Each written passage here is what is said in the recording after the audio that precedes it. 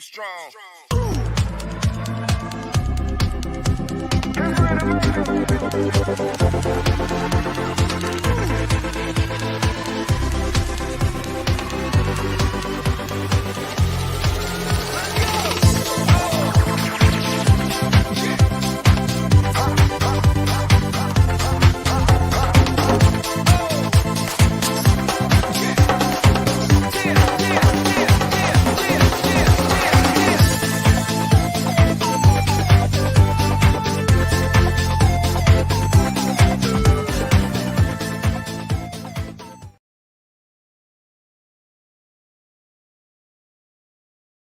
Through the week, although I say by the end of this program, we're at the end of the halfway through the week because we have, we didn't do a program on Monday. We did it on Tuesday, Wednesday, then we have Thursday and Friday to look forward to. Welcome to the throw in here on the TNC Sports Talk YouTube channel.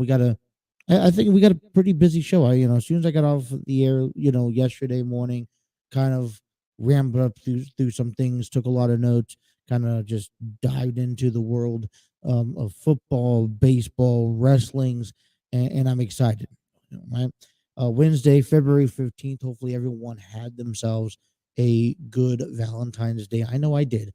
I was skeptical about what I was planning on doing on Valentine's Day itself, and then I think it all turned out right and fairly to say. So I got a chance to take the fiance out to Texas Roadhouse, which is, she was really craving those rolls with the butter, and then she ordered cheese, bacon cheese fries, which were amazing, and then I ended up getting one of those smothering chicken platters with the baked potatoes. So overall, the night was fine. Headed on over to a couple of stores afterwards and just kind of took it easy the way that it should be going.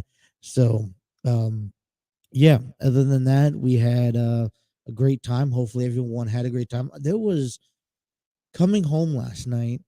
We noticed it was around like 7:30 ish. It was a coming home on the opposite side of the freeway on the 75. There was a couple of accidents, one on the exit on the opposite side from where we got off at, and then there was also a semi truck that was that was kind of flipped on its side that kind of almost blocked the entire interstate going southbound on the 75. So I kind of hope that that everyone was safe, no one got hurt moving forward.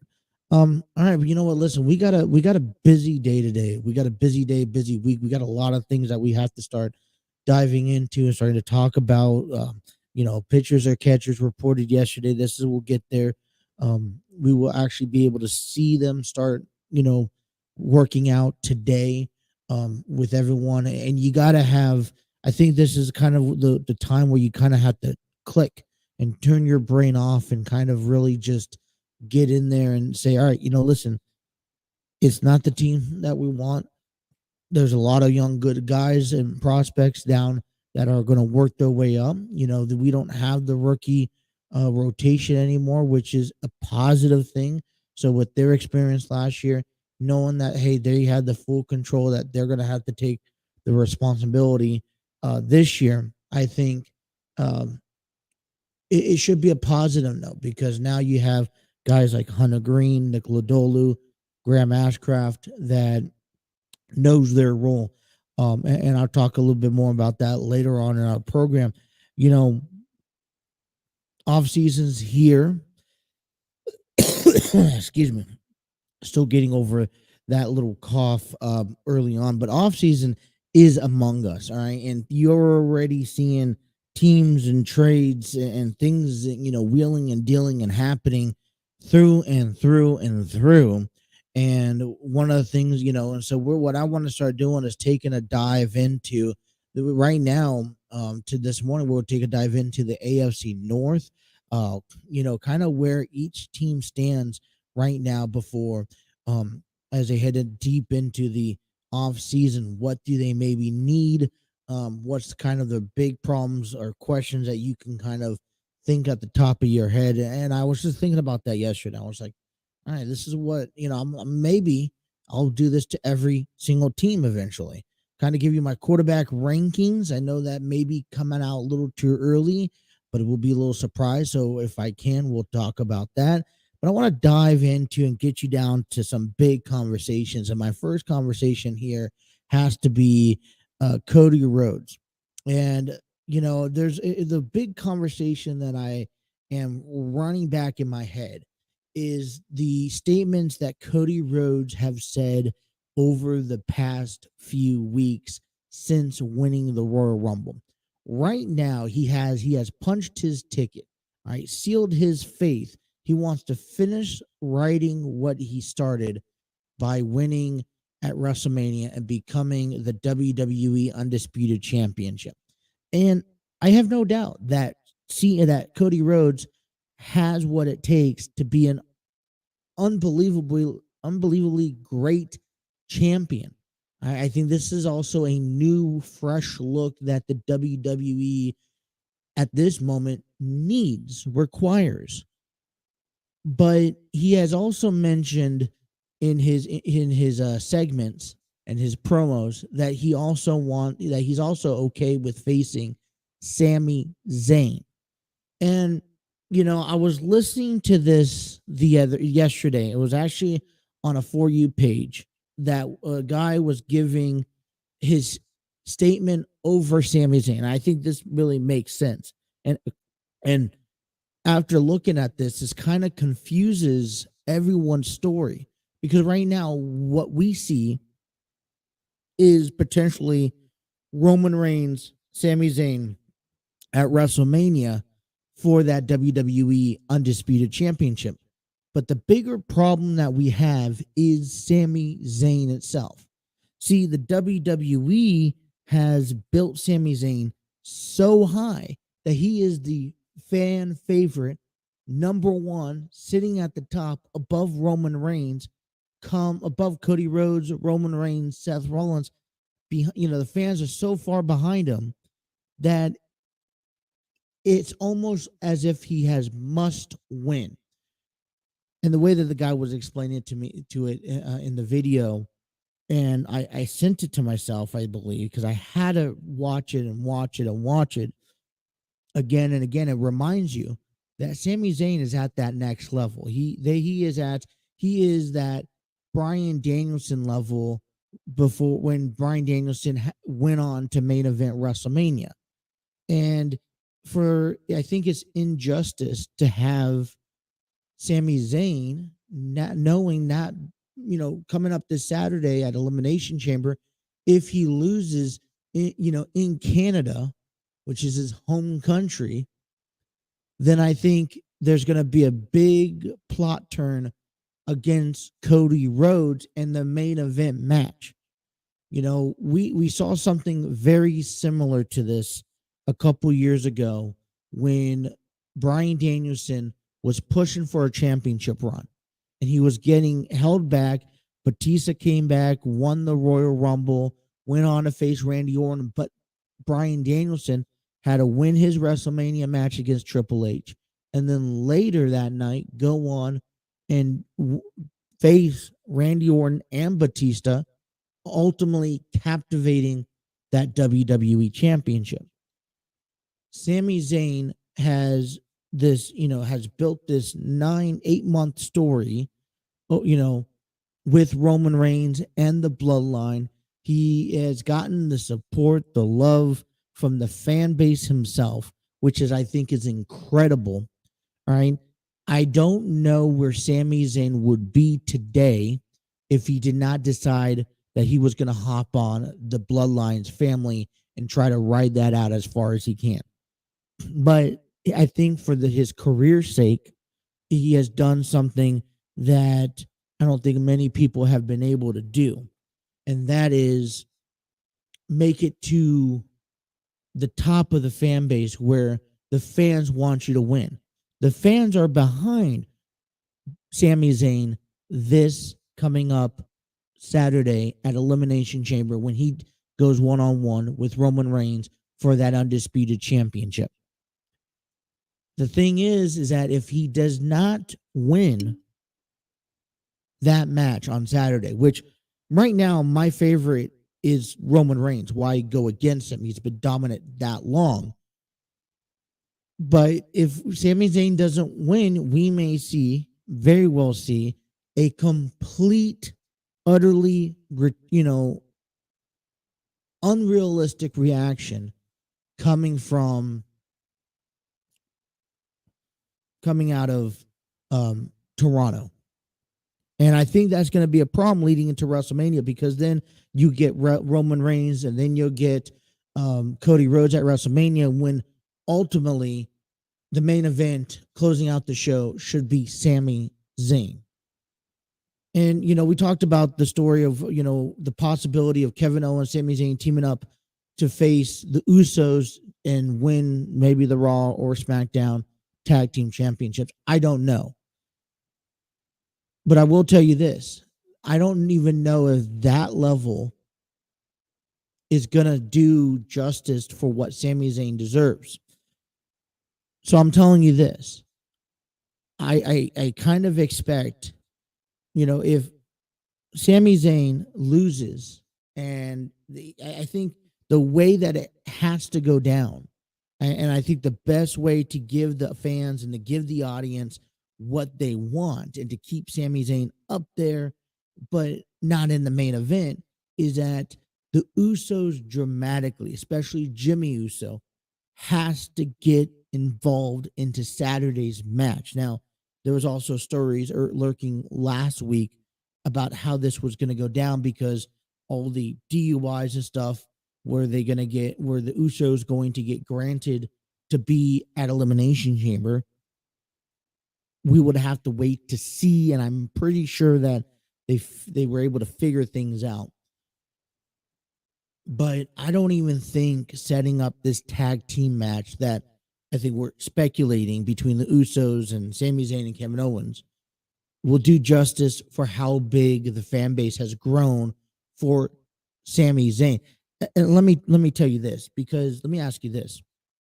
If Sami Zayn, will you be satisfied when it's all said and done? Sami Zayn goes into Saturday, Elimination Chamber. He loses to Roman Reigns. Then he looks his eyes teaming up with Kevin Owens to capture the tag team titles. Will that be enough to finish writing Sami Zayn's story? But then, or are we unfavored for Sami Zayn to somehow miraculously pull off the victory against Roman Reigns this Saturday? I think that's the big question coming out of it all. All right. Roman Reigns or Sami Zayn this Saturday that takes you to WrestleMania. My thing is if Roman Reigns wins, because if you look at Sami Zayn, you look at Roman Reigns in the big picture, one-on-one. I mean, I'd go Roman Reigns night and day. He is that element of game that really focuses on the direction that the WWE is going in. You just don't see Sami Zayn as that champion. But then you also look at, if Sami Zayn don't win, could this really affect Cody Rhodes and his fan base reaction? Not saying that he won't be a fan favorite, but he may not get that main event reaction that he is probably destined for. So I really feel that if Sami Zayn doesn't win, you see Roman and Cody at WrestleMania, then we're going to see something along the line of not probably the greatest moment that Cody Rhodes had dreamed. Now, I'm not going to put any faith in. Listen, I trust Triple H. He hasn't proved me wrong yet. And I will go ahead and stand by the creative standpoint and see this thing out. But the fans, and you've seen it since the Royal Rumble, you've seen it since the beginning of the year, you have seen it since the War Games last year, that the fan base for Sami Zayn is growing deeper and deeper and deeper. And without with everything going on, Sami Zayn right now is at the top level. He is, you could sell all the shirts, you could have everything, out for these other athletes, but Sami Zayn is that number one conversation. And right now he's the main focus point. in the WWE. It would be injustice to let it end on Saturday. It would be injustice to only have them settle for tag team titles. But yet again, Roman Reigns and Cody Rhodes, I think, is more of a main event seller, realistically, in my head.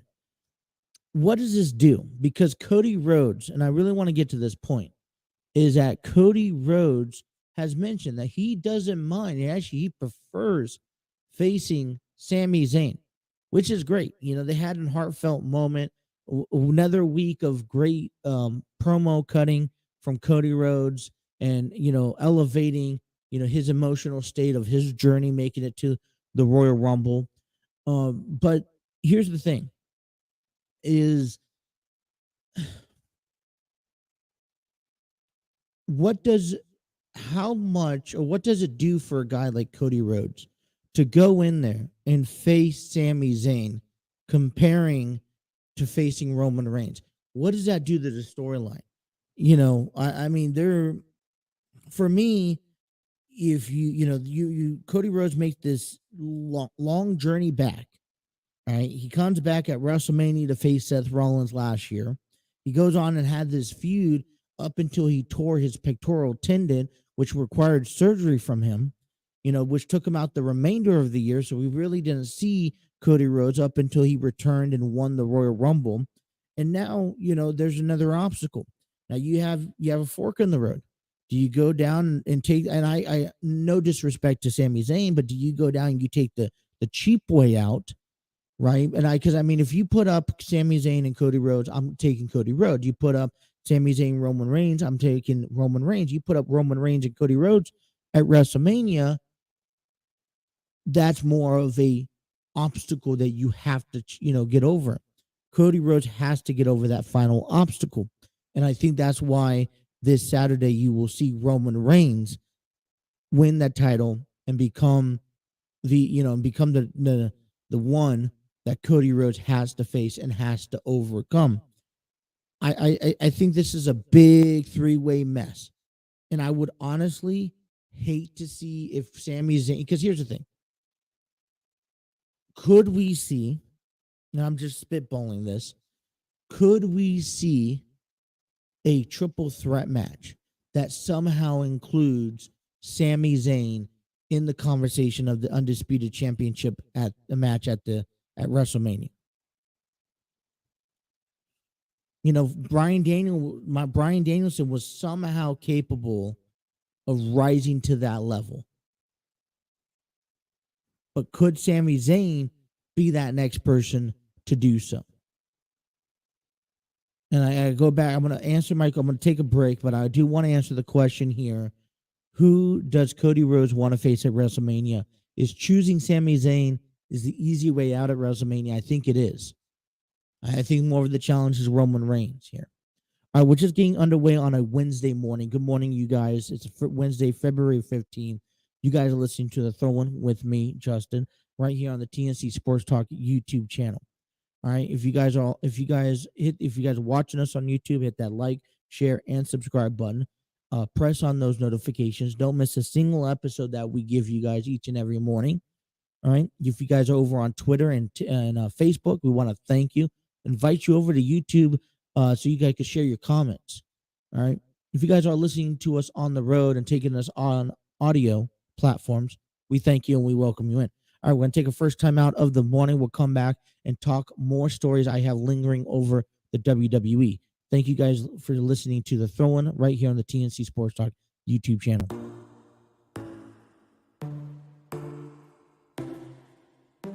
Inside your bedroom, we stopped counting the days, lost in the rhythm.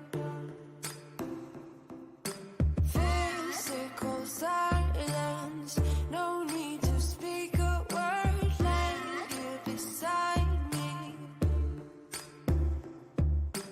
Don't wanna move too fast.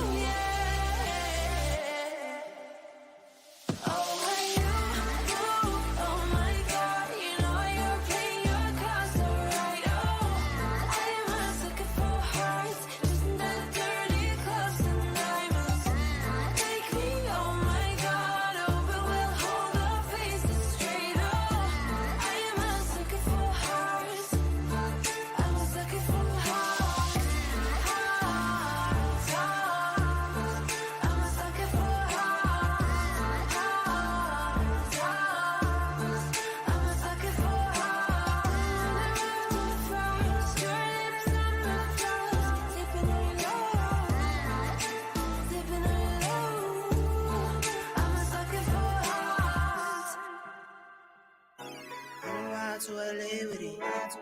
I'm to LA with it. Yeah. 10 toes down, I'ma ride with the gang. My whole life I've been doing my thing. Get that money, ain't no thing. Everything I do for the gang. 10 toes down. 625 here on the throw-in.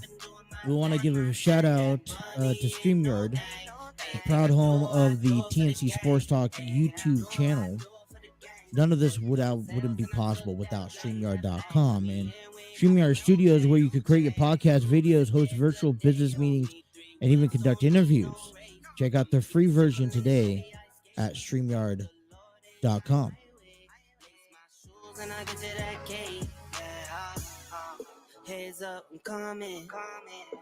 Alrighty, Wednesday morning. Hopefully everyone's doing fine and dandy. And we got a lot of stuff that we talked about. Just had I think, incredible opening segment. I think that's something that it's worth the conversation any time of day, especially as we lead up to WrestleMania. And I think what's so interesting about the controversy and the situation that I just got done explaining last previous segment between Sami Zayn and how big he is and how unjustified it would do if he would lose in Canada this Saturday against Roman Reigns, and then Roman Reigns goes on to face Cody Rhodes at WrestleMania, and then kind of, even if Sami Zayn teams up with Kevin Owens to face the Usos, it's kind of still an injustice service. So, this is that time of year where a lot of crazy things sparkles and unleashes. And like I mentioned to you guys earlier, you guys, come on.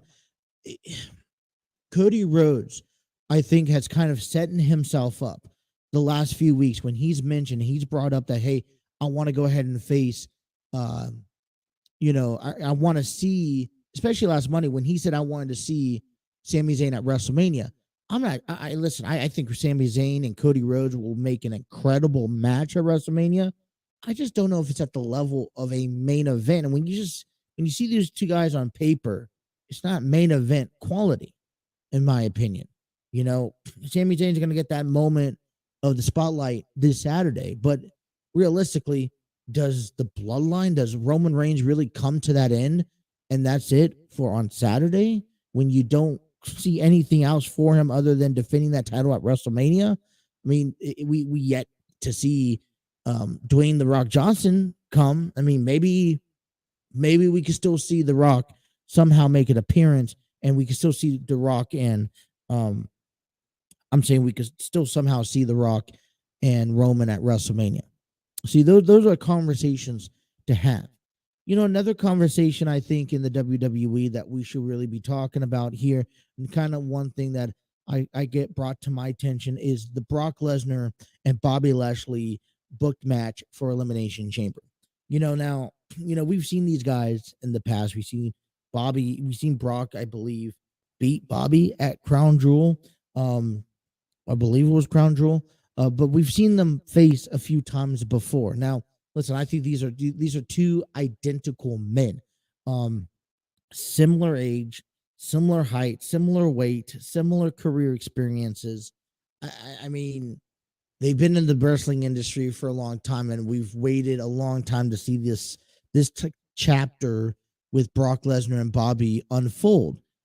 We're going to see it again at Elimination Chamber. Now, I'm not going to get old. Just like it doesn't get old to see Roman and Brock Lesnar, because let's be honest with each other, that match sells, just like Bobby and Brock. The first few times it sold. It's going to sell again because they're elevating it. But I think my problem is that when you see these two men and you think of them competing with each other inside a match, the first thing that comes to my mind is like a big moment like WrestleMania. Why isn't these guys competing at WrestleMania? And I was talking to some people about this yesterday, and I was like, man, why are these two men facing this Saturday and not at WrestleMania? Well, the first thing that comes to my mind is you got to give Toronto something to kind of talk about, and this is that thing to talk about.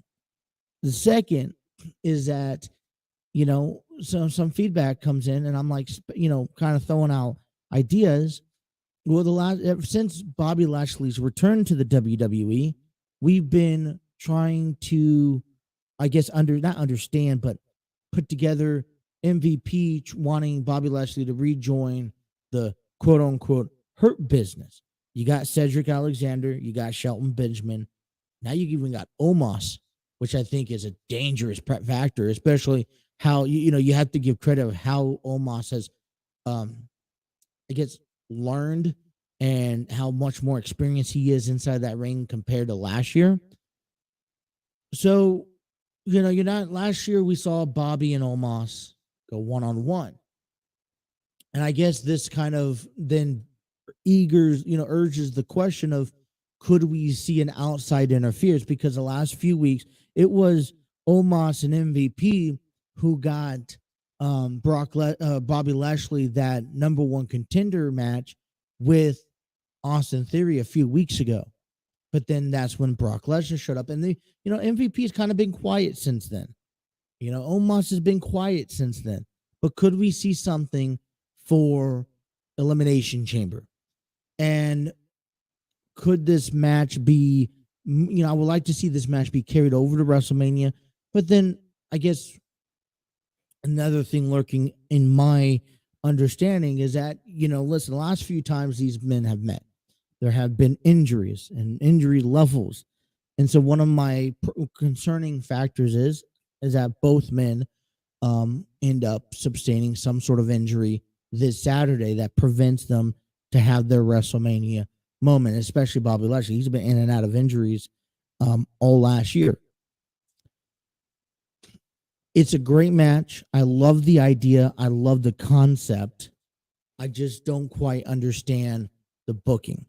But at the same time, we have yet to be failed of what we're going to see come WrestleMania yet. All right. I also want to keep the conversation rolling here. Something that kind of kept on playing back and forth in the mind, in the head, over and over again, which just kind of upsets me, is about Baron Corbin. All right, the question is asked.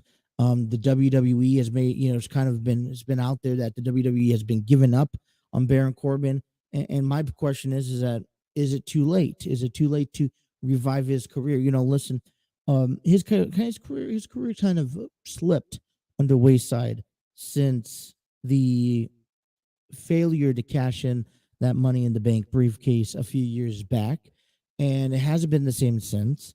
And I wonder, if he's capable of reviving his career, what he would have to do. I personally am a fan favorite of seeing the Lone Wolf. Now, whether he has hair with it, whether he doesn't, listen, he is one that is capable of, if you bring back that Lone Wolf, he was a fan favorite. Now, I think whatever held his grudge years ago, okay, whatever prevented him from becoming champion years ago, I think that needs to be behind us. We moved on. We all did not like the quote unquote happy Corbin gimmick or the broke Corbin for the longest time. I really kind of felt his way when when JBL stepped into the picture. I think Corbin, I've heard a lot of safe stories where he really takes the extra precautionary measures against his opponents, and I really think that Baron Corbin is one who would fit at the top of the level, taking care of whether he's a heel or a face, but taking care of his opponents. The next thing is that, listen, I believe, we don't have a lot of top of the line guys right now in the WWE. You got Roman Reigns, you got Seth Rollins, you got Cody Rhodes. That's pretty much it. Baron Corbin, if he gets put back in that top level, decision overall for the WWE, then he's a dangerous person. He's an X factor that really turns head and will put I really feel will put you know people in seats. What I would like to see from Baron Corbin, you know, between now and maybe WrestleMania, because the last segment that we saw of Baron Corbin was on Monday night. Okay, JBL's already given up on him, and now we're seeing, you know, Cody Rhodes because Baron Corbin talked crap about Cody Rhodes' family. Cody Rhodes took it into a match, and that was it. I really hope that the WWE does not write off Baron Corbin quite yet. I would like to see a little bit more out of Baron Corbin. I would like to see him go back to the Lone Wolf and give him that extra push. But in order for that to happen, I think, in my opinion, which I think it's set up to be, just a couple weeks ago with how JBL, reacted to Baron Corbin losing and being a failure, I think you should see JBL take on Baron Corbin at WrestleMania. And I think this match right here, if that match could happen, if we could see it, this type of match is could help revive Baron Corbin's level. Listen, I'm a Baron Corbin fan. I like him, although I don't like the gimmicks that he's been given to execute out there. I still like what he's capable of doing in the ring. I think he's a dangerous person. I think he is a championship worthy down the road. I think this would be a great feud for him and Cody Rhodes down the road. And who knows? I would like to see his kind of this isn't it moment here in the WWE.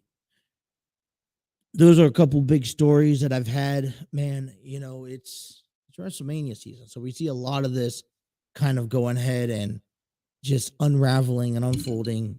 And I think right now, which is great, is that we have more questions than answers, you guys. We have more questions than answers, which is a really good thing, because that's what keeps you tuning in each and every week to see what happens.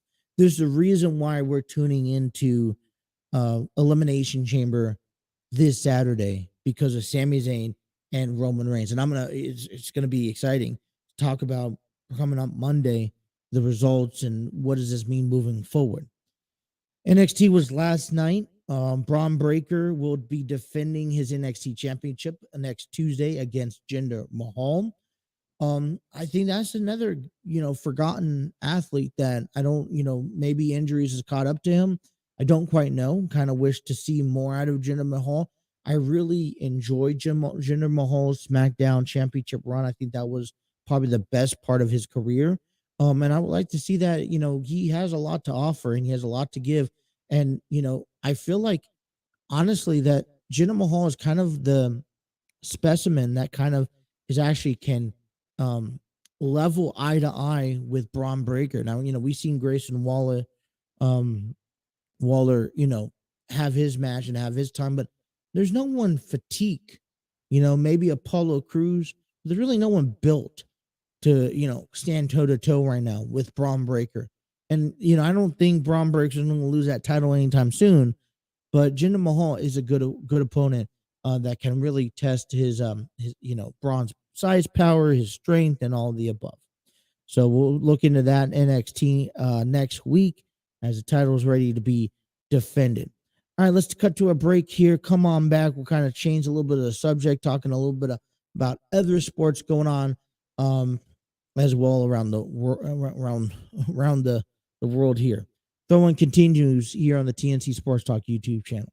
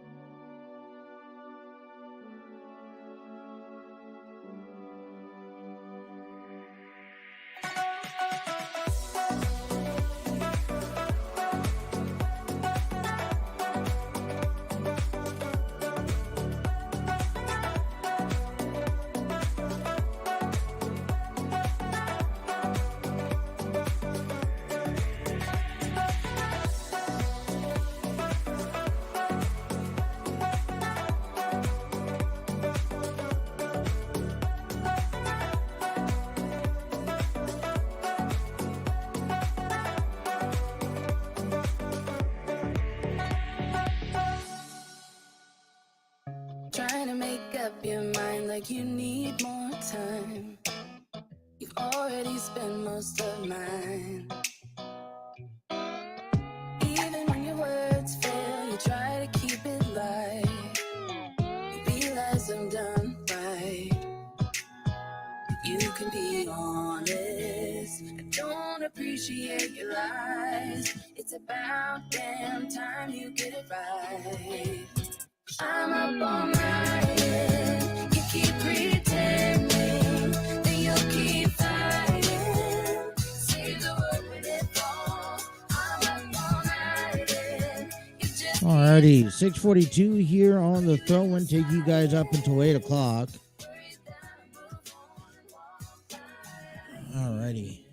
You know, I want to remind people here, okay, is that WrestleMania is just a few weeks away, right?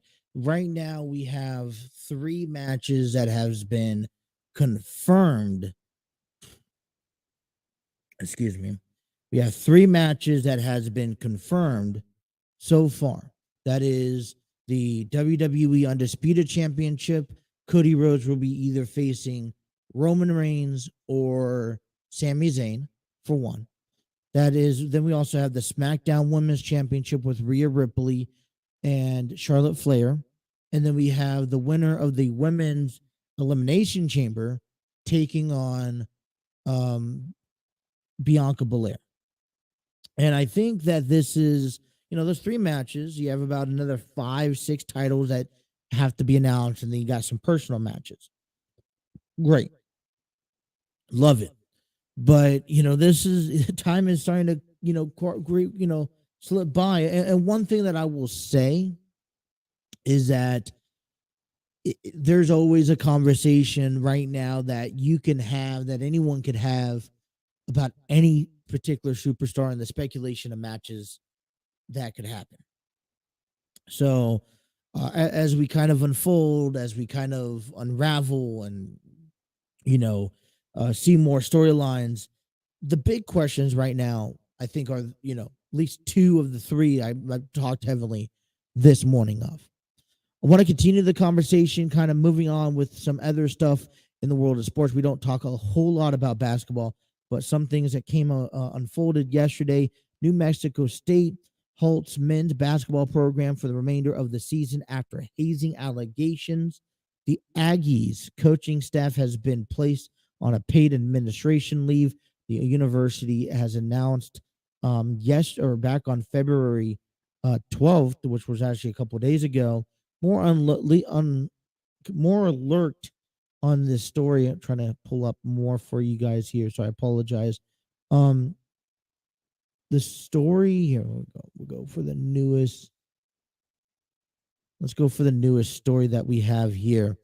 Coach Greg Hearer fired amid hazing allegations. This was updated yesterday, AB7 from AB7KVIA.com. Just learned that New Mexico State University men's basketball coach Greg Hearer has been fired, according to New Mexico State University spokesperson. A new conference with New Mexico State University officials will be held Wednesday morning around 10 a.m. Chancellor Dan Arvizu issued a statement to New Mexico State University committee saying that, and I quote, "Earlier today, I made the decision to terminate men's basketball coach Greg Hearer. The director athletics Mario Mokia, informed him of the decision this afternoon. This comes after learning of hazing allegations involving students, athletes on our men's basketball team. As I've stated previously,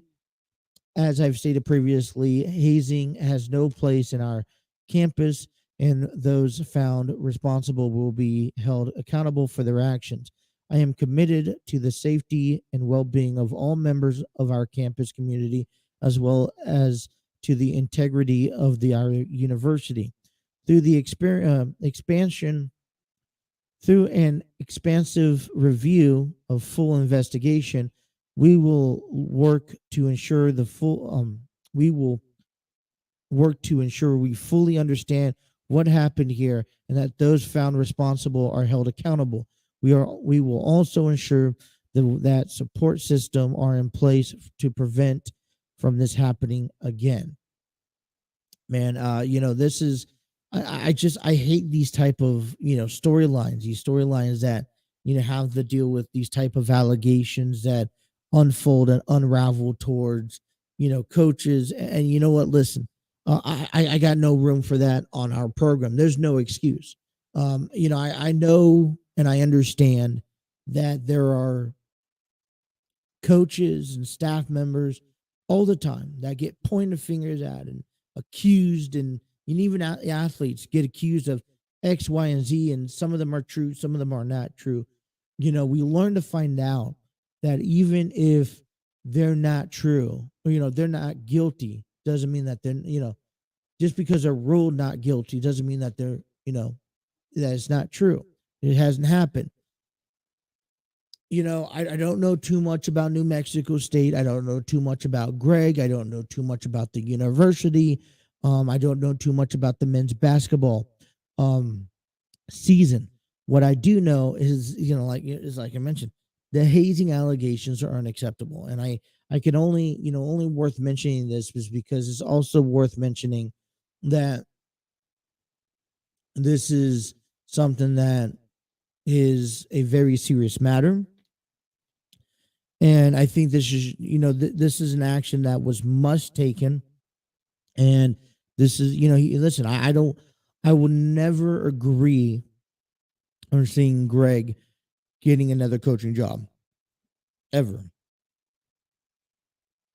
under any circumstances. Also, coming out, I think what I heard yesterday, I thought this was interesting. We also had high school basketball brawl breaks out after players are accused of shouting racial slurs at opponents. This came out about 12 hours ago on CBS Sports. The article's up there. Players and fans got involved in a benches clearing brawl during a game in New Jersey.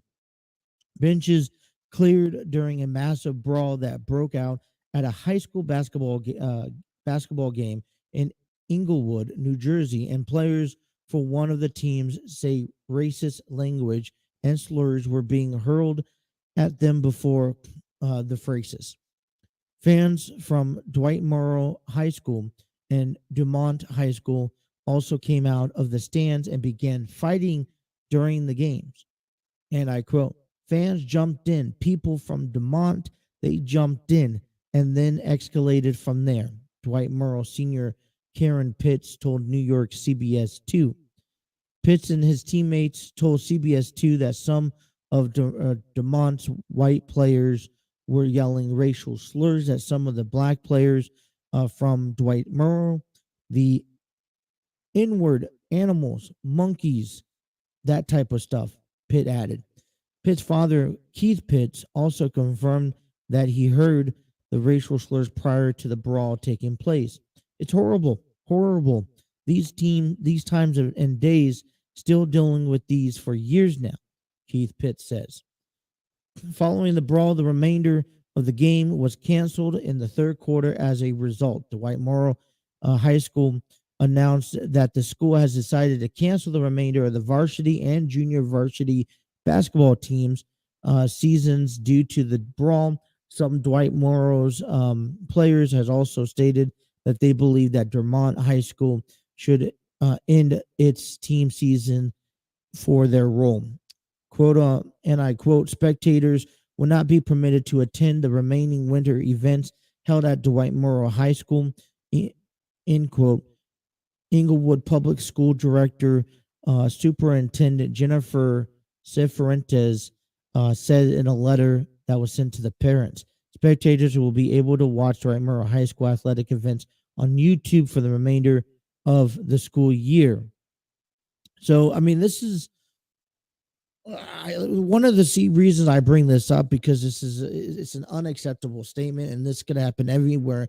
And I think this is just a reminder for whoever you are, wherever you're at, doesn't matter what type of school, is that there is a standard, I think, in all athletes that they must pay to play the game.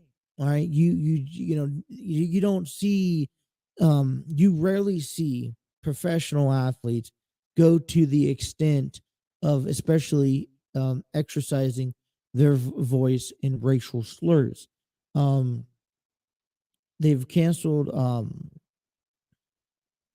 I think it's so because of this brawl, Dwight Morrow's high school, all right, has canceled the varsity and junior varsity basketball team. I don't know if the justice should just stop there. I believe that there should be more action taken on these individual students that were involved in the communication of the racial slurs. I believe that they should not be allowed to play basketball ever again. Not even for not in high school, not in college, not in community. I think that's crossing the line. There is a sense of like I said, as a athlete at all ages, there is a standard and integrity that you must keep within the sport. And this is just these two incidents, the one with New Mexico State and the hazings. We see those.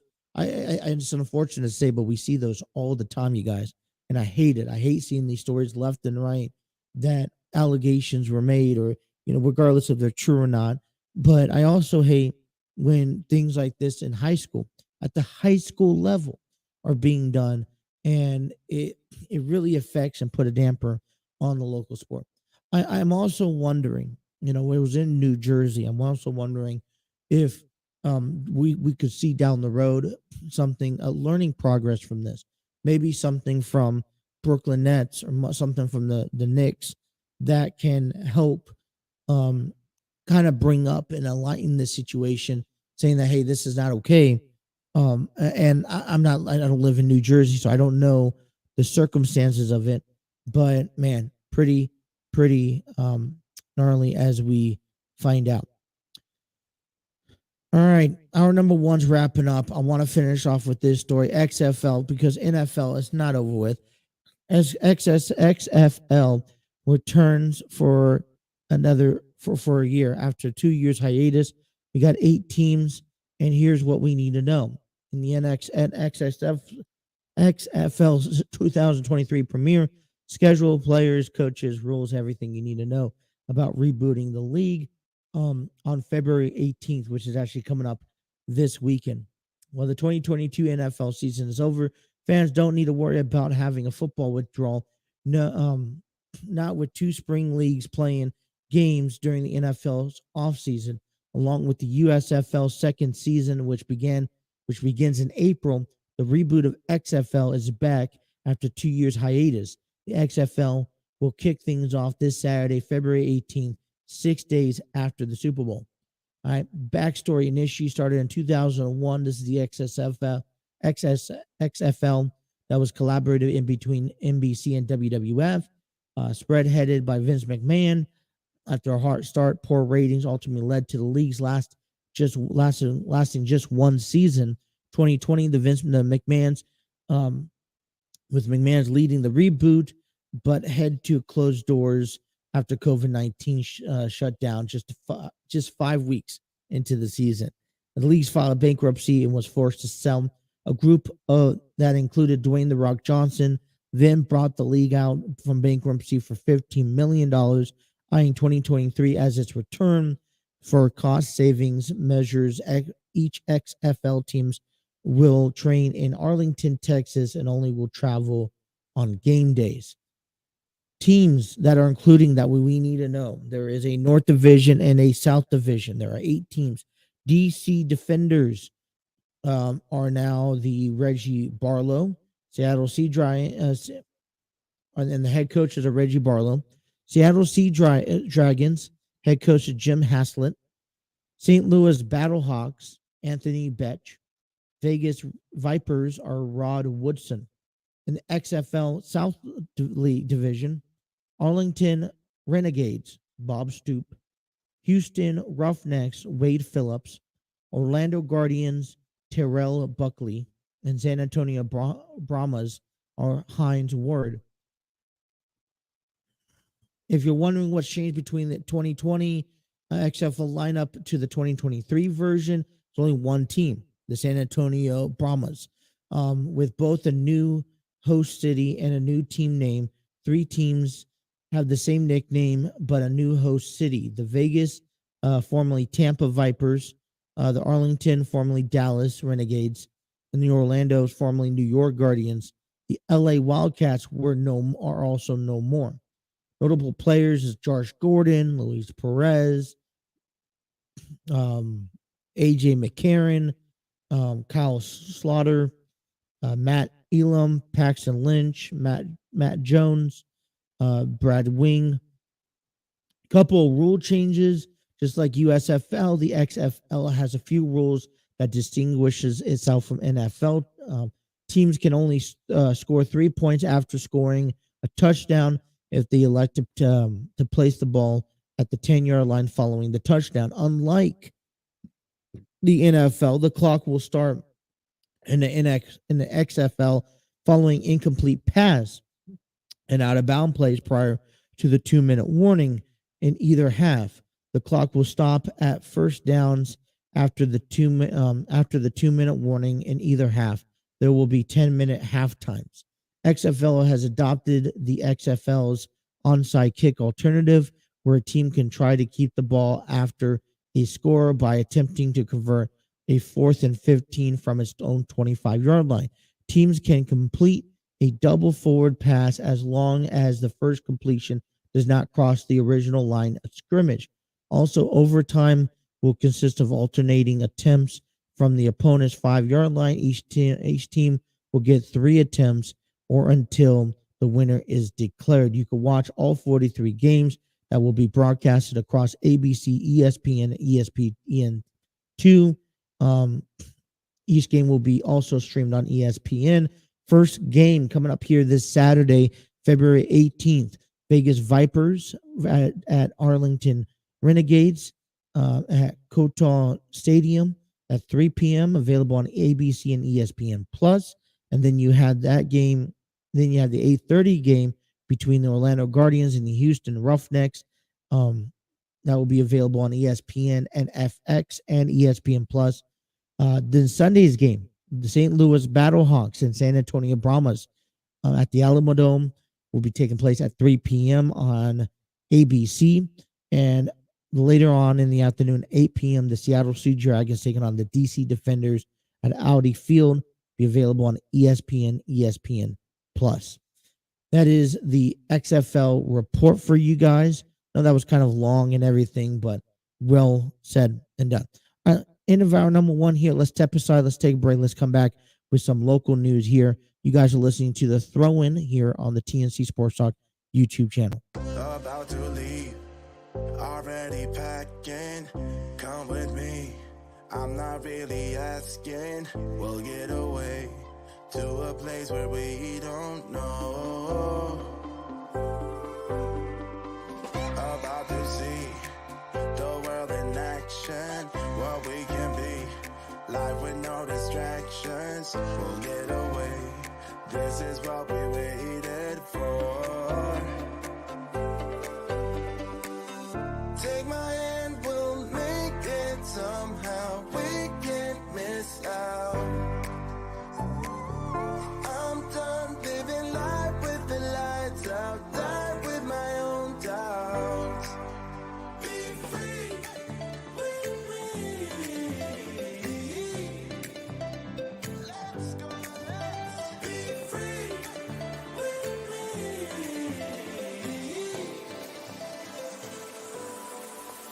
Be free.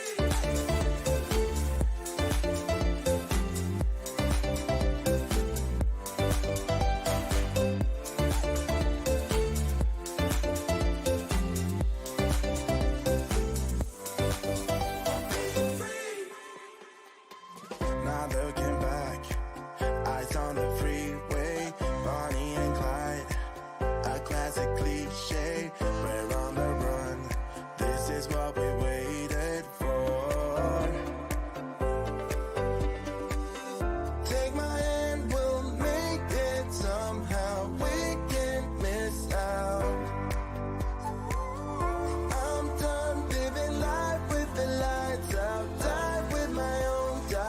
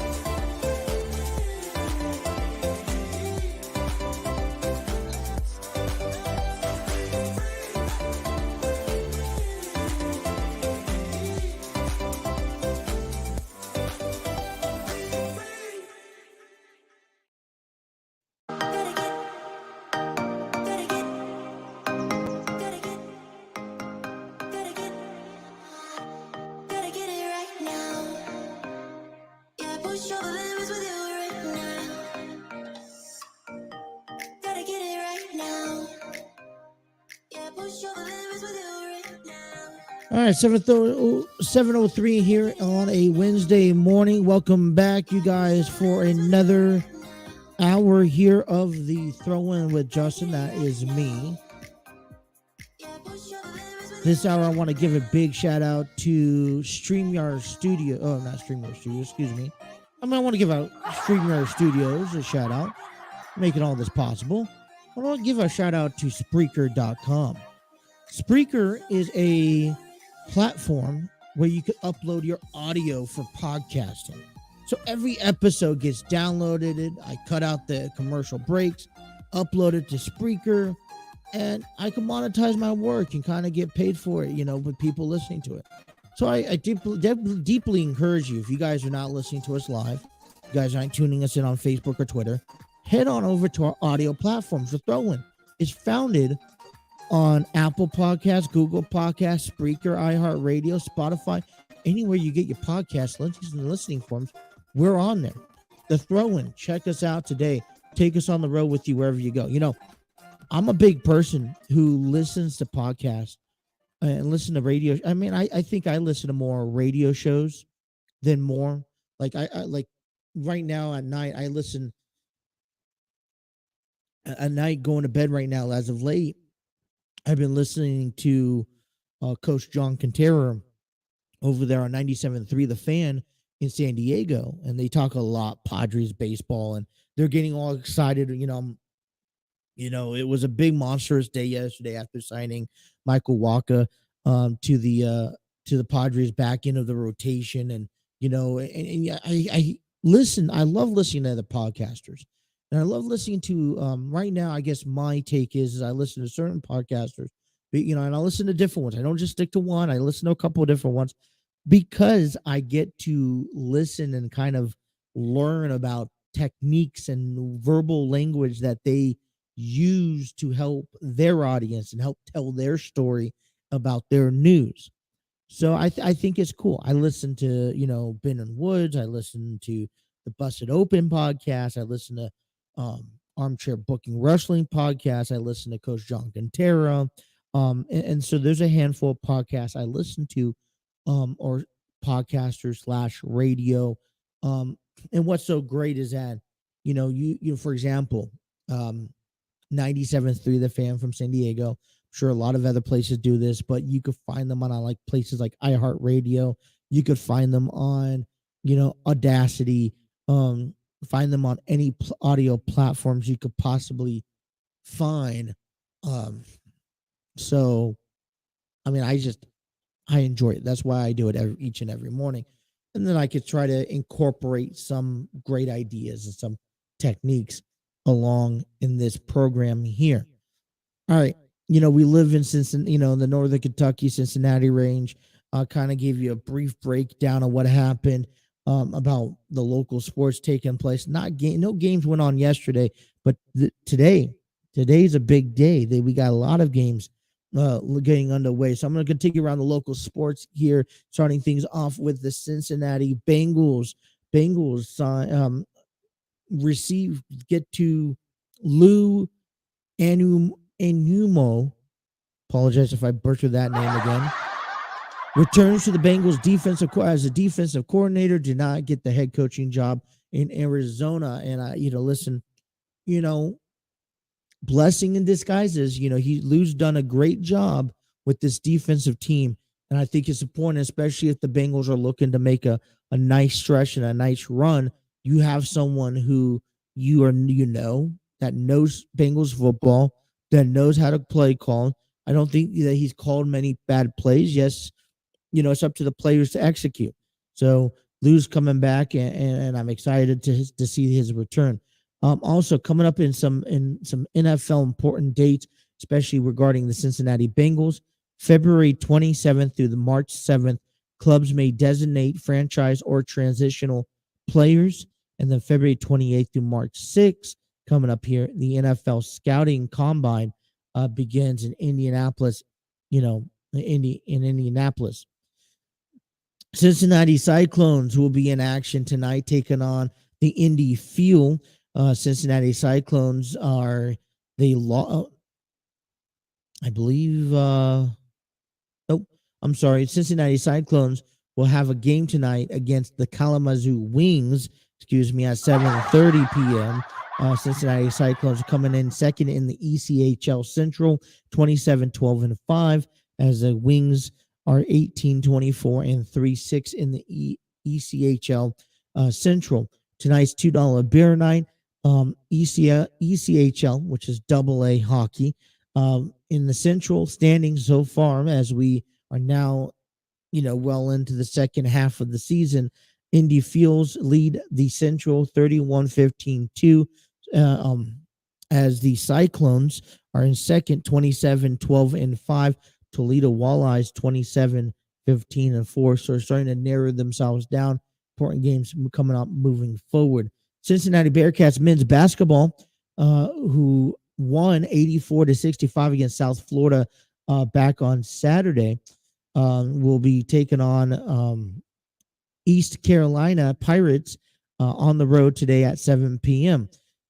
Cincinnati comes in 17-9 overall, 8-5 in the conference. They're 3-4 on the road, heading into East Carolina, who's 12-12 overall, 3-8 in conference, and 8-5 on the road. This is going to be a nice, tough matchup. Cincinnati leads the all-time series 19-2, including 12-2 mark in AAC play and 7 straight wins. The Bearcats are also 10-0 at home. Wes Miller on the road. Wes Miller is 4-0 against the Pirates in his 2 years. Only about 5 or 6 games left to be played. So that's if you're looking for a game tonight, Cincinnati Bearcats tip off at 7 p.m.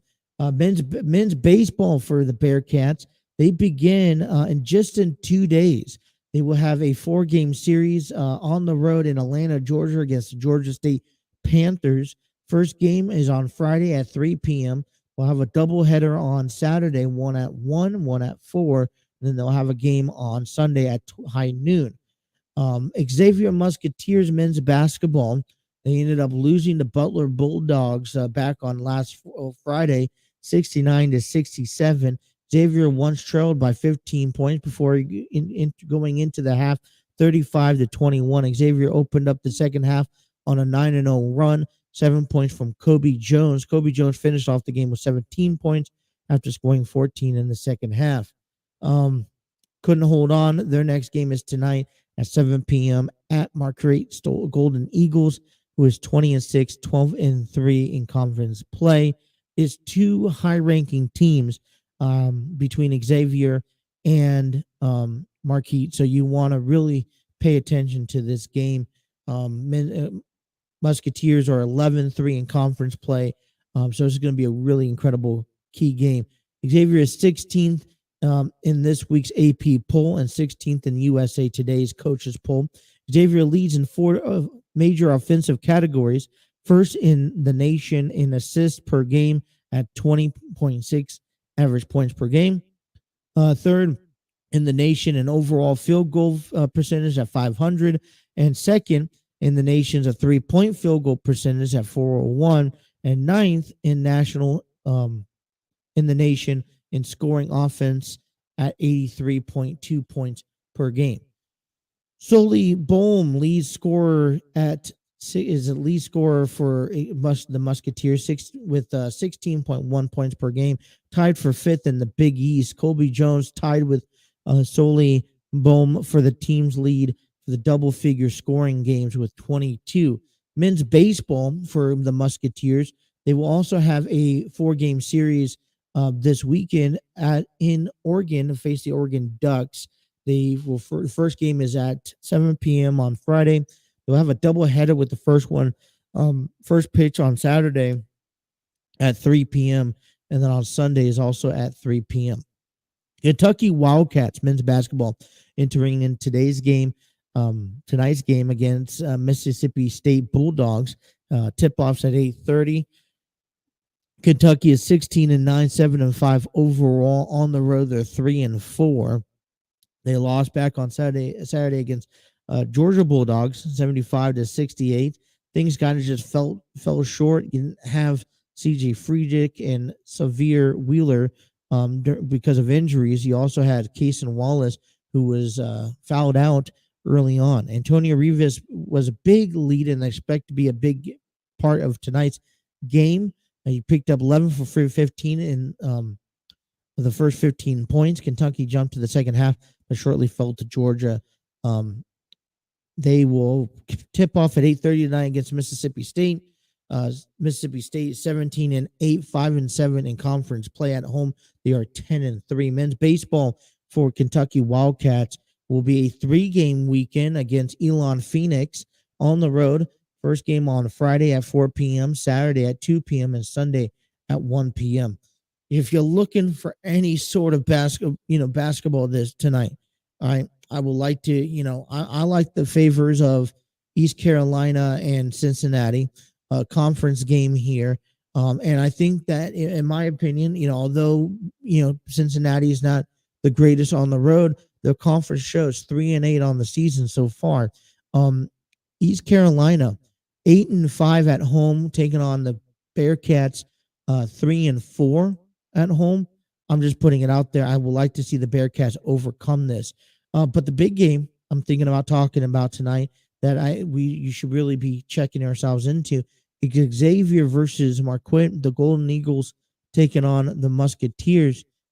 Big conference, 11-3, 12-4, and when we're going to start looking into the tournament brackets and where each team fits, and this will really help. Winning a conference really helps execute the next levels and states. So that is your local sports around Cincinnati, Northern Kentucky. Don't forget the Reds pitchers and catchers first workout of the spring training is taking place right today.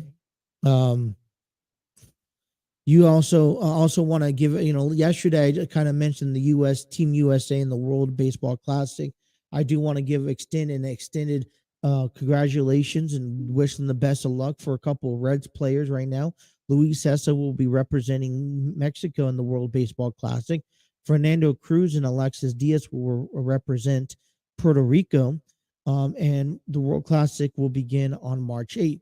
Luis Cessa, Fernando Cruz, Fernando Cruz and Alexis Diaz have already reported this spring to the training camps that took place starting on Monday for the World Baseball Classic. So, it's a fun time of year, as we get into baseball. All right. Coming into football, we still got football coming, lurking for us. We got some quarterbacks of questions for 2023. I got a few statements that I want to make. I want to kind of really present to that. I also have the NFC North, quite a quick rundown of where each four teams, or the AFC North, each four teams really need to start paying and switching their focus to as we head into the off season. So don't go nowhere. We'll take you guys up until 8 a.m. this morning. You guys are listening to the Throw In here on the TNC Sports Talk YouTube channel.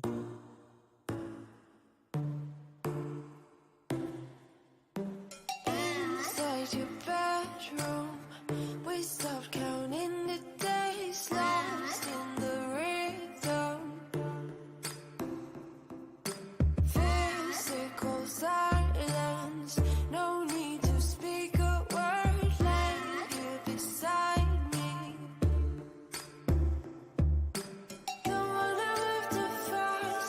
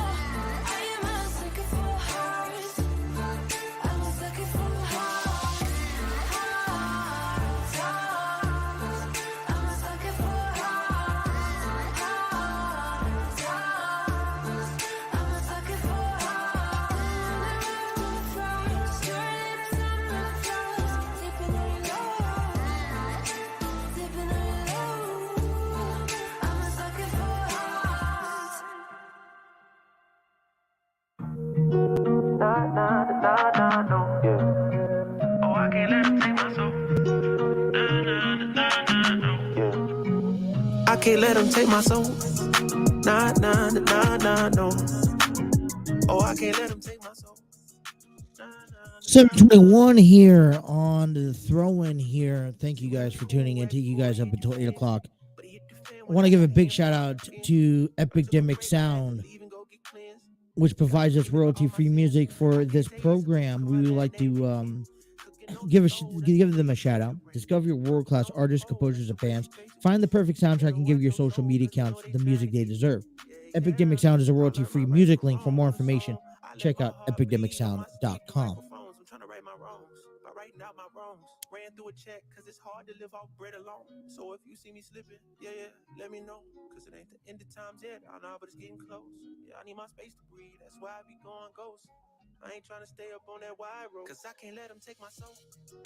Nah, nah, nah, nah, no. Oh, I can't let them take my soul. Nah, nah, nah, nah, no. Alrighty. Trying to get our heads right back here to finish off the show pretty strongly. This one here from Epidemic Sound is My Soul, clean version by Norman Song.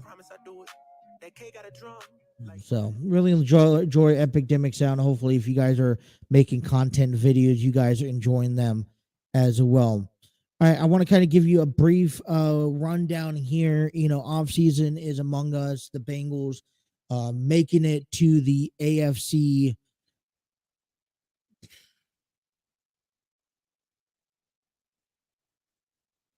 The Bengals, made it to the AFC Championship, fell short. There were some scary moments, but this division has really grown, and they have some concerning factors heading into the offseason.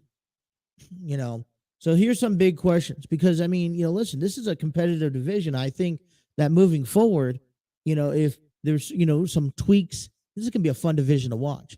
Last season, we thought, and I thought that Kansas City and the AFC West with Justin Herbert and the Chargers, with Derek Carr and the Raiders, and with Russell Wilson and the Broncos, you have something that you could put together that was a division to talk about. And, this is besides the AFC just being one of the better divisions last season. But the NFC North with some now minor tweaks, because we don't, listen, Kenny Pickett's going to be out of his first year. He's going to be a sophomore next year in the NFL. You have Cleveland Browns, who get Deshaun Watson, which we'll talk about here in a moment. And then the whole configuration about Lamar Jackson and the Ravens. So let's start kick things off with the Ravens, right? NFC North here, okay? The Ravens need to figure out their status with Lamar flat down the middle. You have a quarterback who wants to stay in Baltimore. All he's asking is to get paid. Then you got the Ravens, the franchise, who is wanting to make Lamar Jackson the long franchise face of the franchise. Pay the man. We talked about this last year. I was surprised that Lamar Jackson played. And then you had the little, controversy leading into the end of the season, which ended up leading to the failure and to the Ravens losing the wild card weekend. Lamar Jackson goes out there and says, listen, I'm not going to rush getting back to health.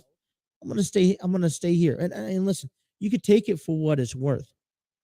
Lamar Jackson, if he was getting paid and if he was making the money and he was getting the contract deal that he wanted to get, wouldn't be no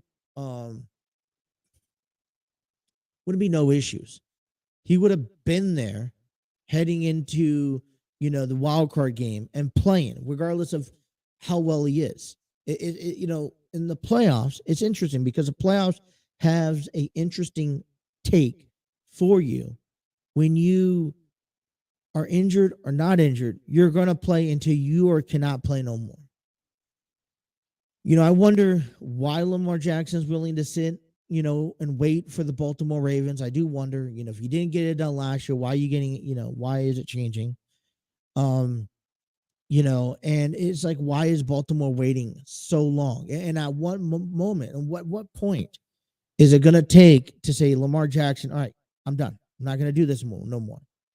There's no point to, if you're going to get the deal done, get the deal done. Because I think that's the only part of the Ravens. I don't think you can move on to the next thing without figuring out Lamar Jackson's deal. Figure out if he's the face of the franchise. If so, let's go move on. Baltimore was once at the top of the AFC North, and they're proven that they're coming down. Can they get back on top of the level where they're at? Or are their days numbered? I think that their days are numbered. Cincinnati's proven back-to-back years. And although, Ravens are a great team, they linger around everyone. We have to, think, with their problems, they're only going to be, how much can they get better each and every year? Cincinnati Bengals, the Bengals had a identical season compared to the year before, where they went to the Super Bowl and lost to the Rams. The difference is that the Bengals addressed the major concerns. Last season, the major concerns were the offensive line. They've added a few key stars to the defensive players, which they've been notorious the last few years about, but what it was with the offensive line. What are the concerns this year? Okay. Are the concerns this year the similar way, but they're also different? Yes, we have great offensive linemen, and we could always use more. And I think once again that this year the Bengals should go out and try to draft another offensive lineman that you can develop, if not maybe a wide receiver. But let's see, last year we didn't have enough offensive linemen. Now we do. But the concern problem is that it's their health. It's the health that got to them at the beginning of the season, and it was the health that got to them at the end of the season. With wall-to-wall injuries, they need to fix the offensive line, where they can also establish the run game. I was looking over some of the numbers. Joe Mixon didn't even run over 1,000 yards in last season. All right. They also need to focus on having a complete season with minimum issues. I think one of the big things that got to the Bengals, you don't want to, with how good the Bengals are, you guys, I don't want to sit on the Bengals moving forward, you guys. I don't want to sit on the Bengals saying, hey, listen, you start the season off 0-2, you start the season off 2-4, you start the season off 4-4. That's not a good start. For how good we know the Bengals are, okay, they can't go play this Jeopardy where you have to win out. They were also on the verge of winning 10, 11 games going into Kansas City. At some point, you do fall behind. You need to get out to an early lead in the first 10 weeks and 12 weeks of the season, because you need to allow yourself to make mistakes in the back half. Why do you think Kansas City year in and year out are so successful? It's because they get themselves, they don't get too far behind. They catch up and they allow themselves to make the mistakes at the end of the season so that they could correct them, so that when they get to the postseason, they are in good hands. That's the thing for the Cincinnati Bengals. Let's minimize the mistakes and the issues and the concerns and the injuries in the first part of the season. Let's get out to this big league so you're not having to run into the controversy that we did this past season, where you ran down, where you had to win in order to win. You won the division, but then you may not have a home field advantage, and then you're stuck. The Cleveland Browns last year dealt with their absence of Deshaun Watson majority of the season, who served with suspension. Now, with that out of the way, we can finally see if, set eyes on completing a full year with with their new work.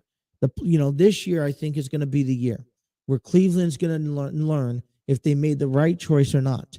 They had the choice to stick with Baker Mayfield. They also had the choice to go with Deshaun Watson. They took option B. They went down with Deshaun Watson. He served his time. Now this year, is the year where you're going to see if you made the right decisions. And that's going to be the question for Cleveland. All right. Is Deshaun Watson the right decision moving forward, especially in a division with Joe Burrow, You still got Lamar Jackson, at least as of right now. And then also moving forward, we're going to see the sophomore year of Kenny Pickett, you guys, which I think is amazing. All right. We saw the face of the franchise arrive this past season with Kenny Pickett. It still isn't a smooth transition, obviously, but somehow the Steelers were able to finish the season above 500. Sophomore years is what gets the quarterbacks and what's really looks at the most. We talked about this with Justin Fields. We talked about this with Trevor Lawrence. First year, under the water, out the door. This year is the year for Kenny Pickett to see if he's going to be a starting quarterback. And I think it's going to be an important year for Pittsburgh because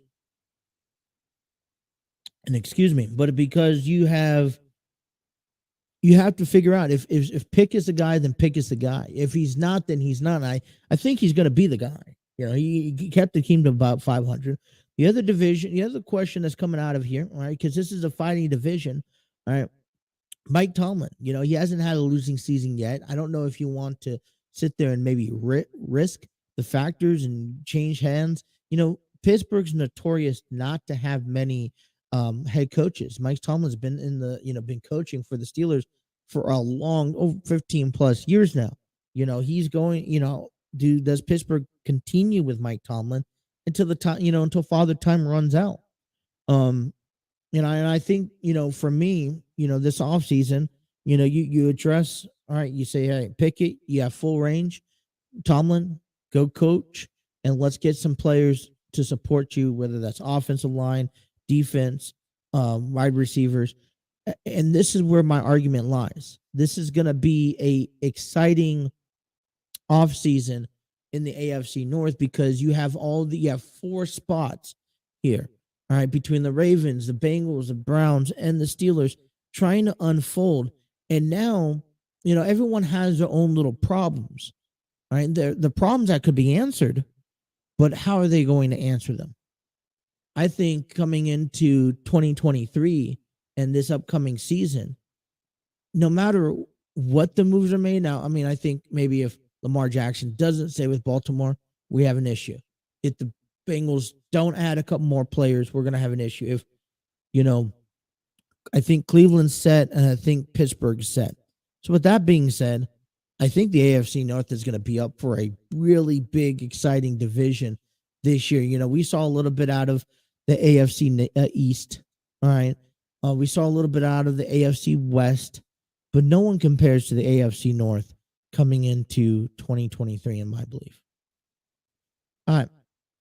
Also, we kind of want to take a look at the quarterback issues that we have. And I think this is notable. I don't know if I'm going to get to every single one of them. I want to share a couple of them. In my opinion, we could continue this tomorrow. But I think, this year, exciting, Derek Carr was officially released from the Las Vegas Raiders yesterday, which means two things. And we talked about this yesterday, which means one, the Raiders are in search for a quarterback. Talk about Aaron Rodgers as a potential landing spot. And, right now, because Tom Brady's retired, Aaron Rodgers is at the top of the totem pole here for quarterbacks and as free agents. But I mentioned to you that for Aaron Rodgers, I don't know where we'll address that story. But the other story now is Derek Carr can go to whatever team he could go to. And he's played this he's really openly, admittedly playing this to his perfection. Now we're going to see if this works or if this fails. But Derek Carr is now on the free agent market. He rejected every trade offer that was presented to him on Monday. Basically tied the hands of Las Vegas, made the Raiders release him. Now he's a free agent. And what team does he go to? All right. You could go to the Jets. You go to Washington. You go to Tampa Bay. He could go to New Orleans. I heard that Derek Carr did talk with the Saints, but I don't know what that led to, if that led to anything. We're going to see this year. Derek Carr is going to find a team because he's a good quarterback. He's going to find a team that needs a quarterback. And he's kind of, I would put him up there probably as like the third or second highest quarterback on the free agent market. But, I don't want him to get lost in the mix, such as how Jimmy Garoppolo got lost last season. So, he declared free agency. What's the next step? Next step is, all right, go out there and find a team. But I will tell you this now is that he's going to have to work hard, and he's going to have to prove everyone wrong. He's going to have to go with, if he signs with Washington, basically whatever team he goes with, he's going to have to make the push to push that team to the playoffs. I'm going to hold on that list here of quarterbacks and the questions for 2023 as teams, as we get into the offseason. I will bring that back up. I also want to talk about the rankings a little bit. But when I come back to kind of close off the show, and this is where I kind of want to give a little bit of everything to you guys. I want to share a little bit of baseball, a little bit of football, a little bit of basketball. I want to also talk to you about some Major League Baseball, because one thing was presented the most pressing question for each team. And I was taking a look at this list, and I want to share it with you guys coming up here next. So don't go nowhere. We'll take a time out. We'll come back, we'll talk about this list, and wrap up our show. You guys are listening to The Throw-In right here on the TNC Sports Talk YouTube channel.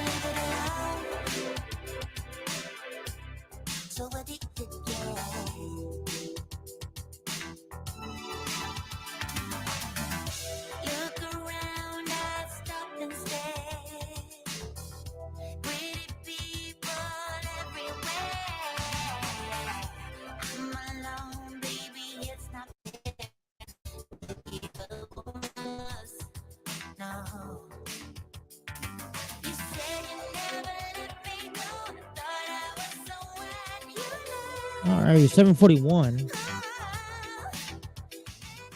I want to go ahead and give a big shout out to our good friends over there at Armchair Booking Wrestling Podcast. You guys, Steve Barber, Dwaylen Davis just going at it again, having an interview with Jack Stinger, a soldier and a wrestler all in one. Latest podcast that was just published about 8 hours ago. And you guys can find them on the Armchair Booking Wrestling Podcast YouTube channel and all audio streaming platforms. Check out Steve Barber and Dwaylen Davis as they break down news and highlights in professional wrestling. The Armchair Booking Wrestling Podcast is a weekly wrestling podcast founded on YouTube and all audio streaming platforms. Go check out and follow Armchair Booking Wrestling Podcast today. I say head over there. Head on over there, you guys. Go follow them out.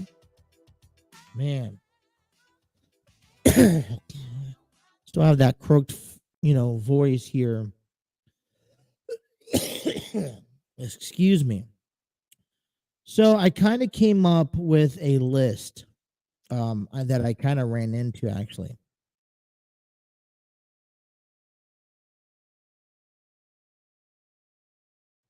Have it here.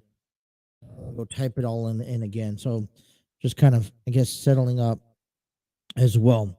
So the most, like I said, I want to give you a little bit of wrestling, a little bit of news, a little bit of local sports, a little bit of football, and a little bit of baseball, especially since spring training is here. Pitchers and catchers are working out today. And that leads into some questions of all 30 teams. And, I kind of looked at this list because when you look at this list, you want to compare yourself to how maybe the Reds are configuring compared to everyone else. A couple of weeks ago, we read an article how the Colorado Rockies ownership kind of got upset that the Padres are spending top dollar on a lot of these players and stealing players from the rest of the organization. And I kind of just chuckled at that and I laughed and I said, listen, this is baseball. Just like the Dodgers, just like the Yankees, you don't get mad at them when they go spend all the money and they go over the luxury tax threshold. Why get mad at the Padres? The Padres are making a run. And, you have the Dodgers this year. I think this year is going to be unique because you have, there's questions out of every ball club. And as I was reading these questions, you look how, for the last decade, you see how well the Dodgers have been. So how do they have questions? The Yankees, the Red Sox, the Braves, the Astros, who just won the World Series last year. And then it's like the Padres, they're doing everything right, including adding Michael Walker. So I kind of want to share you this list to wrap up our show this morning about the most pressing questions in each team. And I want you to, as you listen to these questions, I really want you guys to kind of think and ponder and just look over comparing them to the Cincinnati Reds. So I'm going to share with you the Cincinnati Reds number one question. All right, since coming from Cincinnati Reds, how will the young potential aces fare? Okay, and I think that's a given. You have a group of young guys, sophomore guys. You think of Nick Lodolu, Hunter Green, Graham Ashcraft, younger guys. Don't forget the bullpen and the rotation. And, then you get, TJ Friedel, Jake Fraley, Spencer Steer, they're very young, talented guys, and they're coming up.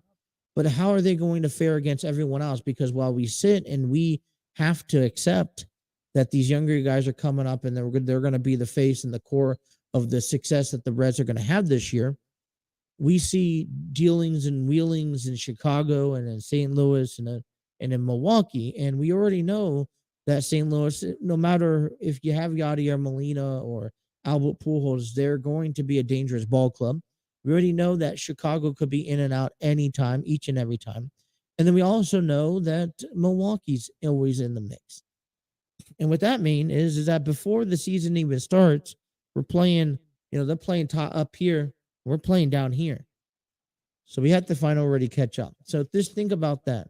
You have a young group of guys. How will the young potential aces fare in 2023? We're going to start things off against with the Arizona Diamondbacks. in the National League West. Arizona Diamondbacks question is, did they make enough bullpen improvements? So Arizona's problem is the key question coming out of Arizona is how well did they improve on their bullpen? For the Colorado Rockies, can Chris Bryant hit a home run in Coors Field? That was a struggle last year.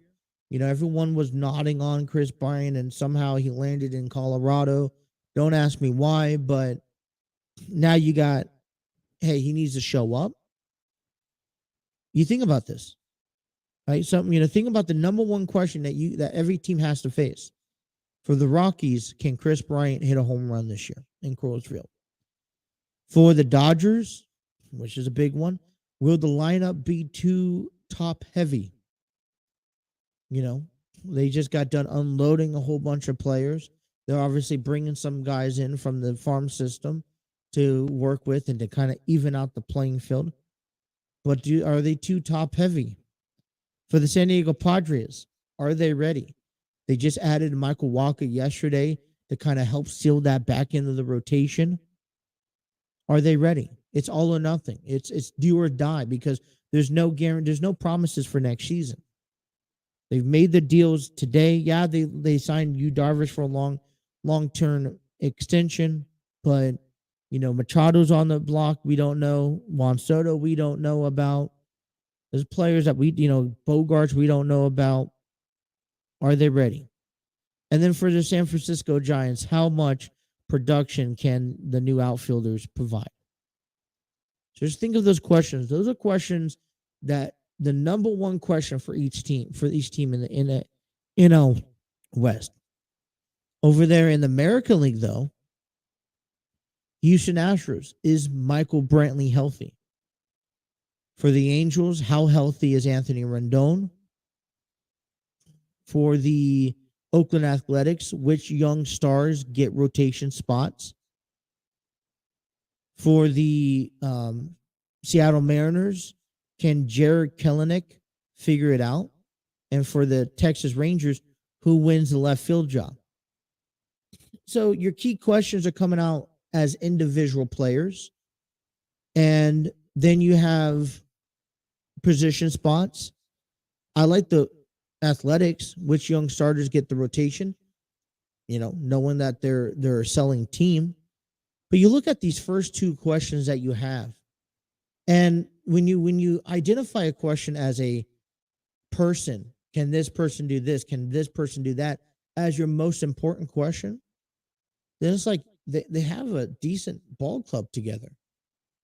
When you're asking, if you're like the Athletics, and you're asking for the starters to get the rotation of the Giants, when you're asking for the outfielders provide, okay, so you have a starting rotation job.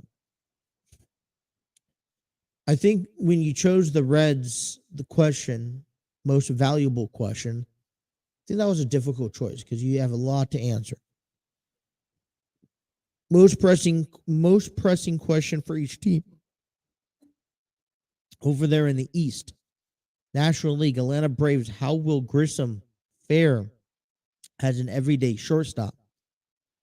You jump down to the Miami Marlins. Can they score enough runs? Which I think that's a huge question. If you could have the greatest defense, the greatest pitching staff, the greatest rotation, but if you can't score runs, that's a problem. New York Mets, can the rotation limit injuries? That's a good question, I think, to ask. Got Justin Verlander, a part of them, Max Scherzer. You want to limit injuries because last year you came up into the Mets they were leading the division for majority of the year up until the Braves came back in September and knocked them out, came down to the final games of the season. And then the Mets got knocked out by the Padres. You also got Philadelphia. Can they survive with Harper's injuries? I think that's a solid question to ask. Maybe that's the only question they asked. They also picked up Trey Turner. And then also you would have the Washington Nationals. Which players will build up for a good trade value at the deadline? And I think that's the only question about, selling out in this sense, that Washington's the only question that you build players up to get rid of them, even though we've seen Pittsburgh and Miami and Cincinnati do it. In the American League East, Baltimore says, has Kyle Gibson mastered his new slider? Boston Red Sox, how does Chris Sale look? You also have the New York Yankees, who will win shortstop job. For the Tampa Bay Rays, is Brandon Lowe healthy? And for the Toronto Blue Jays, how healthy is Brandon Belt? And the one thing I'll take about away with this is like the East, AL East, they're in a comfortable position. They're in an exciting position.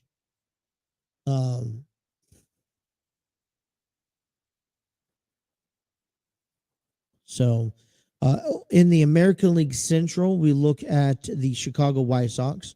Does Lucas Giolito look like his old self?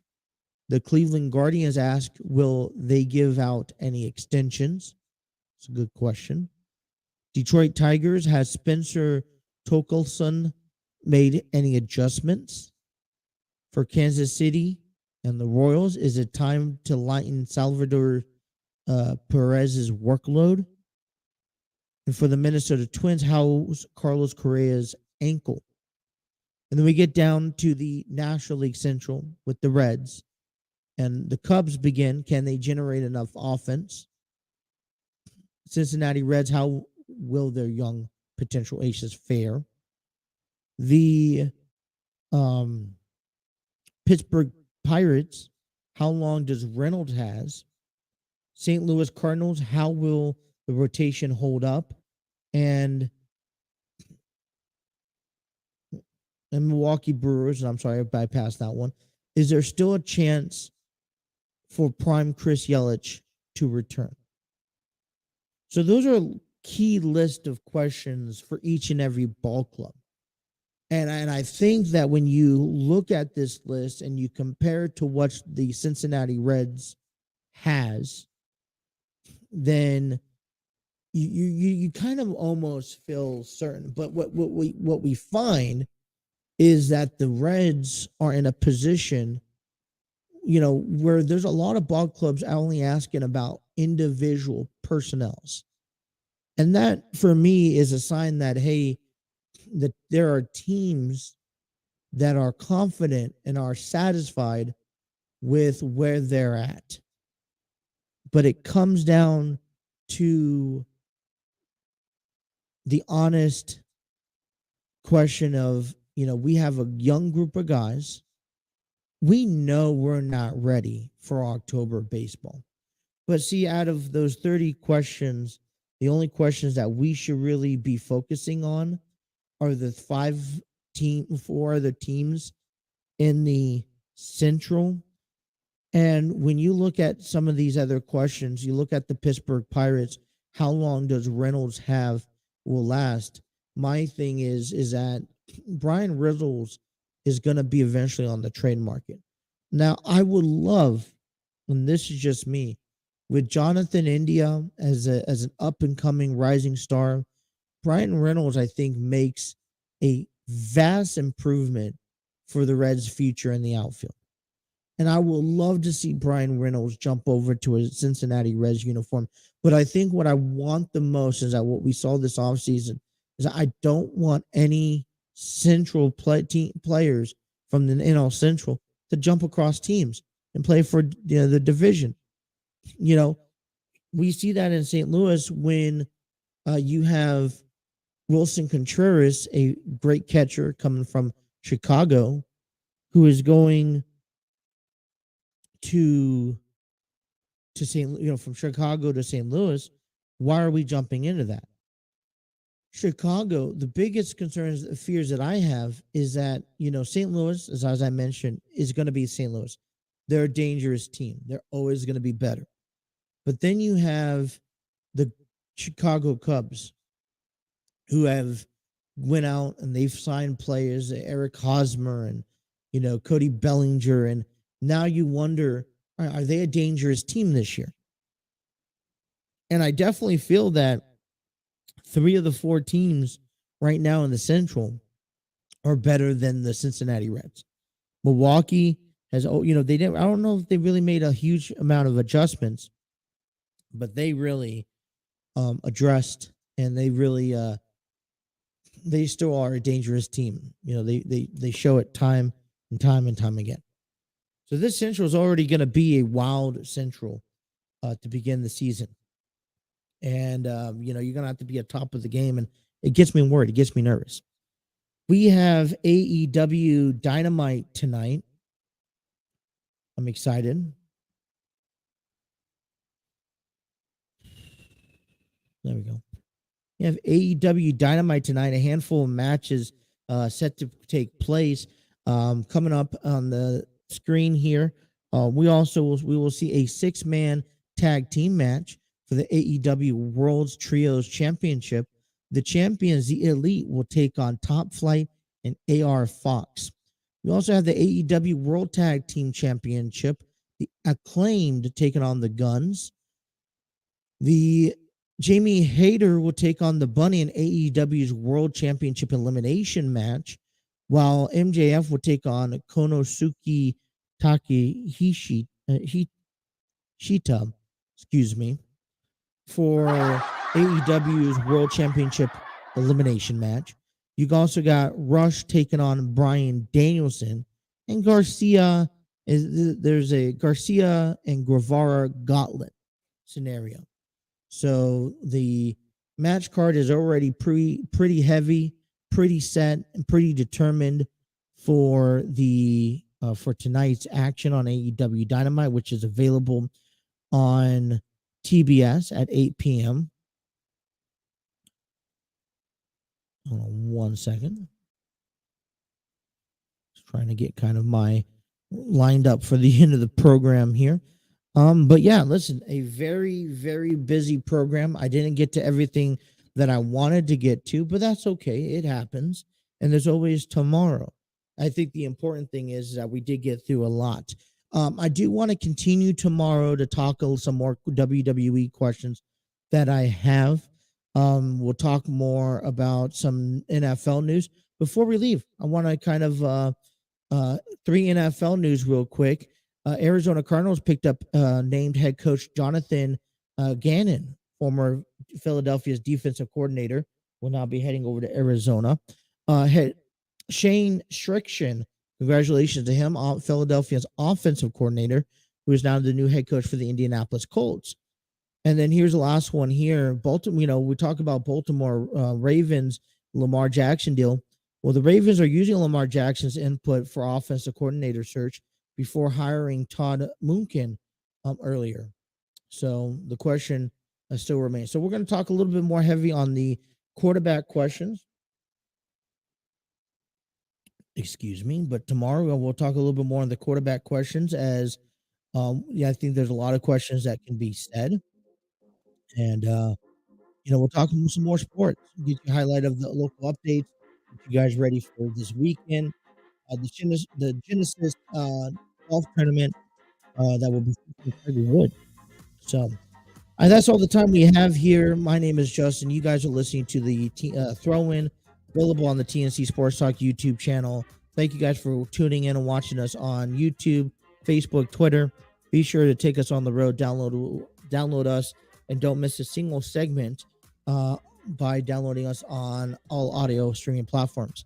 Until tomorrow, you guys take care. Have a great day. Enjoy your Wednesday. We'll be back Thursday.